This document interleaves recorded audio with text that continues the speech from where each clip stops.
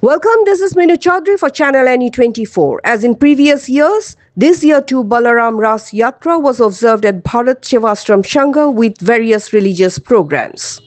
On this occasion, Swami Gunasindhuji Maharaj, the head of the Silchar branch of Bharat Seva Sangha, said that Swami Pranabananda Maharaj was an incarnation of Lord Shiva.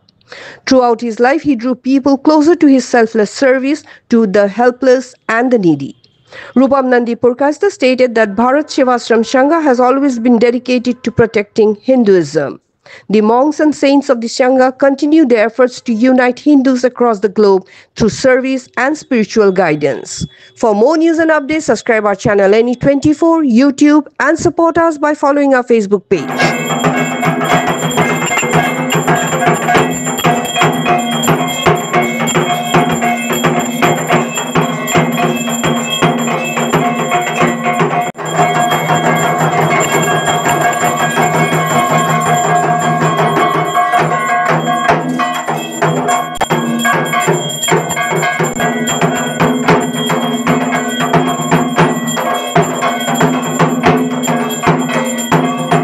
প্রতি মাসে পূর্ণিমা তিথিতে এই Bharat Sevashram chamber মালিন্যস্ত Sevashram প্রাঙ্গণে শ্রী শ্রী গুরু মহারাজজির বিশেষ পূজারতি বৈদিক শান্তিযজ্ঞ এবং ভূমিপূজন করা হয় এবং উপস্থিত বক্তব্যের মধ্যে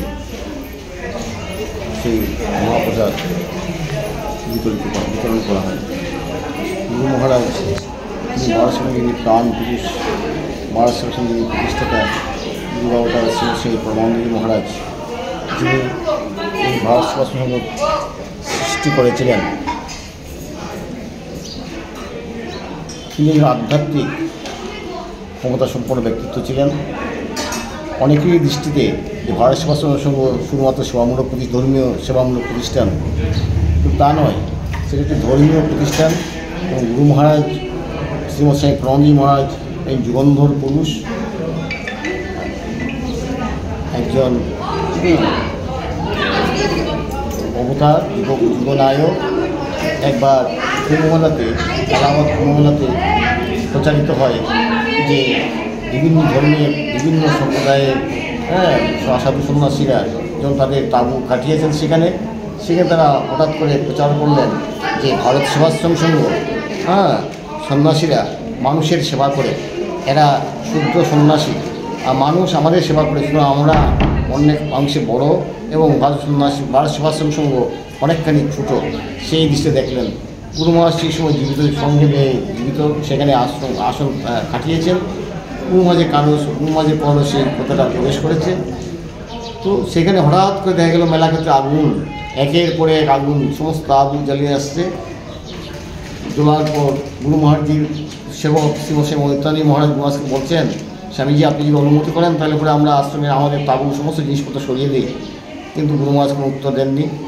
যখন একে একে সমস্ত তাঁবু জ্বলার পর রামকৃষ্ণ মিশনের প্রতিষ্ঠিত সেই বুক স্টল পর্যন্ত আগুন চলে আসছে, এইবার আবার স্বামীজি ওই গুরু মহারাজের কাছে আবেদন জানান, স্বামীজি রামকৃষ্ণ মিশনের ওই বুক স্টল পর্যন্ত আগুন লেগে গেছে, এখন আমাদের যদি আপনি অনুমতি দেন তাহলে ঘরে কিন্তু সরিয়ে নিতে পারি, তাইলে পরে আমরা আগুন হাত থেকে আসতে পারি।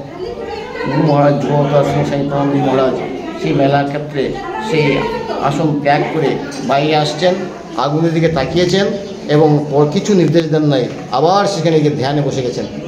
ধ্যানে বসার পর কিছুক্ষণ যাওয়ার পর দেখা গেল আগুন আসে আমাদের ভারত সেবাশ্রমের তাঁবুতেই আগুন নিভে গেল, ঝপ করে আগুন নিভে গেল।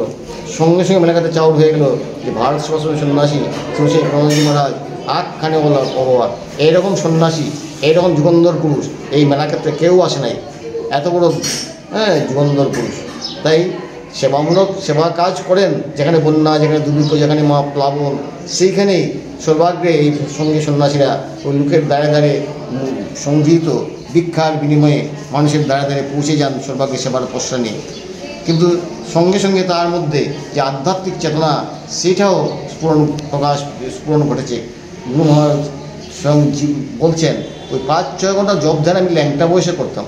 যখন ল্যাংটা হয়ে স্নান করতেন সেই সময় উনি 5 চরণ জপ ধ্যান করতেন। আর পরবর্তীকালে যখন স্কুলের ছাত্র সেই সময় সমস্ত রাত্রি জপ ধ্যান বিমুখ থাকতেন, শ্মশানে কাটিয়ে দিতেন সমস্ত রাত্রি। পরদিন ভোরবেলা হঠাৎ করে খেয়াল হতো উনি চলে যেতেন, আবার স্কুলে চলে যেতেন। এইভাবে ওনার আধ্যাত্মিক জীবন শুরু হয়েছিল। আচ্ছা, আজকে উনি একজন কর্মবীর। আজকে প্রতি পূর্ণিমার মতো এই উৎসবটা অনুষ্ঠিত হয়। আজকের দিনটা বলরাম রাসযাত্রা পূর্ণিমা উৎসব, অন্যান্য পূর্ণিমার মতোই একটি পূর্ণিমা উৎসব। সেই পূর্ণিমাতে আমরা চিরাচরিত প্রথা অনুযায়ী ভোরবেলা ভোরবেলা ভোর 4টায় সেই মঙ্গল আরতি, তারপর সংগীতা পাঠ, শ্রী বৈদিক শ্রী শ্রী শ্রীমদ ভগবদ্গীতা পাঠ, শ্রী শ্রী চণ্ডী পাঠ ইত্যাদি পাঠের পর ওই সকাল 11 ঘটিকার পর 11 ঘটিকায় বৈদিক শান্তিযজ্ঞ এবং তৎপর গুরুমাজি বীর ভগবতী ও পূজারতি, গুরুমাজি ভোগ নিবেদন এবং তৎপর উপস্থিত ভক্তদের মধ্যে মহাপ্রসাদ বিতরণ অনুষ্ঠিত হয়।